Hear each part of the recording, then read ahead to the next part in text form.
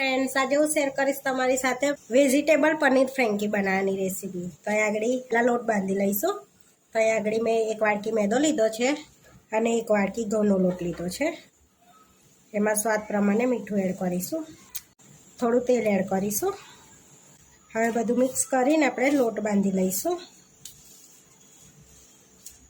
હવે થોડું પાણી એડ કરીને આપણે સરસ લોટ બાંધી લઈશું.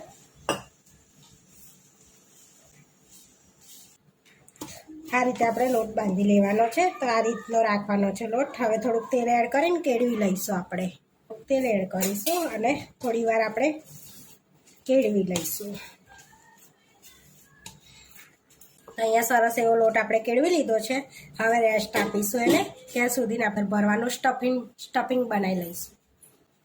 થોડુંક આપણે તેલ લઈશું કઢાઈમાં. હવે તેલને આપણે ગરમ થવા દઈશું. આપણું તેલ ગરમ થઈ ગયું છે. હવે આદુ, લસણ ને મરચાંની પેસ્ટ એડ કરીશું આપણે અંદર. થોડી હિંગ એડ કરીશું. શેકી લઈશું પહેલાં આપણે આદુ લસણ મરચાં. હવે આદુ લસણ મરચાં શેકાઈ ગયા છે. હવે કેપ્સિકમ એડ કરીશું આપણે અંદર. ડુંગળી એડ કરીશું અને ગાજર એડ કરીશું અને સરસ કાચું પાકું આપણે શેકી લઈશું. એને થોડું મીઠું એડ કરીશું સ્વાદ પ્રમાણે અને મિક્સ કરી લઈશું. હવે એમાં થોડી હળદર એડ કરીશું. થોડું કાચું પાકું શેકાઈ ગયું છે. થોડો ગરમ મસાલો, થોડું લાલ મરચું એડ કરીશું. એમાં થોડોક શેઝવાન સોસ એડ કરીશું 1 ચમચી જેવો. મિક્સ કરી લઈશું બધું આપણે.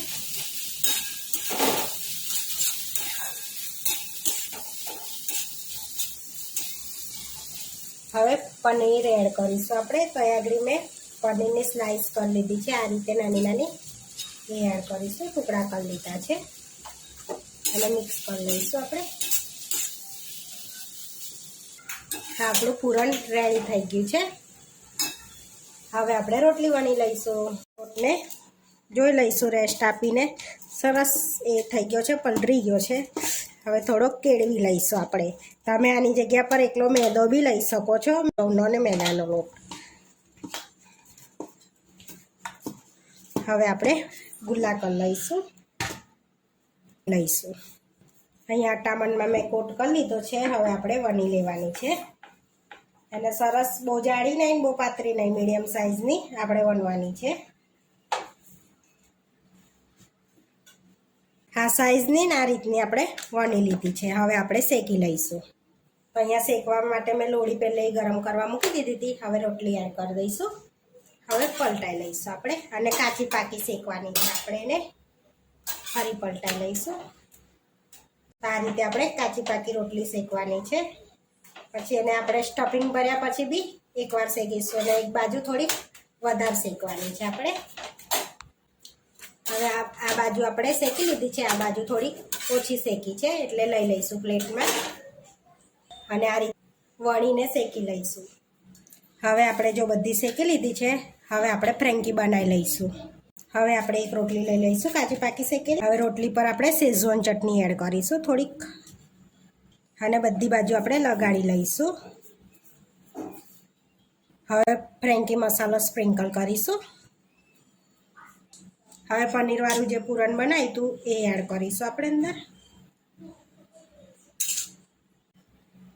આપણે પૂરણ ભરીશું. હવે એની પર જે આ વિનેગરવાળા મરચાં છે ને એ એડ કરીશું આપણે. હવે થોડોક ફ્રેન્કી મસાલો એડ કરીશું. હવે ચીઝ છીનીશું આપણે ઉપર.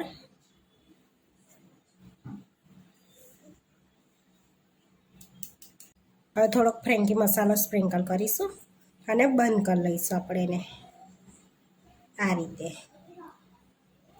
અને હવે આપણે શેકી લઈશું. થોડુંક તેલ લઈશું. તમે બટરમાં બી શેકી શકો છો. મેં આગળ તેલ લીધું છે. હવે આપણે પલટાઈ લઈશું અને ધીમા તાપે એને શેકી લેવાની છે. આપણે ફ્રેન્કી શેકાઈ ગઈ છે. આ રીતે આપણે બીજી શેકી લઈશું. ફ્રેન્કી શેકાઈ ગઈ છે. હવે આપણે રેપ કરીશું એને. હવે આ રીતે આપણે બંધ કરી લઈશું એને આ રીતે. રેપ કરી દઈશું. બાર મળે ફ્રેન્કી રેડી છે. હવે આપણે રેપ કરી લીધી છે. હવે આપણે સર્વ કરી લઈશું ફ્રેન્કીને. તો અહીંયા ફ્રેન્કી લઈ લઈશું આપણે. આપણી વેજીટેબલ ફ્રેન્કી બનીને રેડી થઈ ગઈ છે. આવા વિડીયો જોવા માટે મારી ચેનલને સબસ્ક્રાઈબ કરો, લાઈક કરો અને શેર કરો. અને તમે જરૂરથી ટ્રાય કરો. ફરી મળીશું નવા વિડીયોમાં.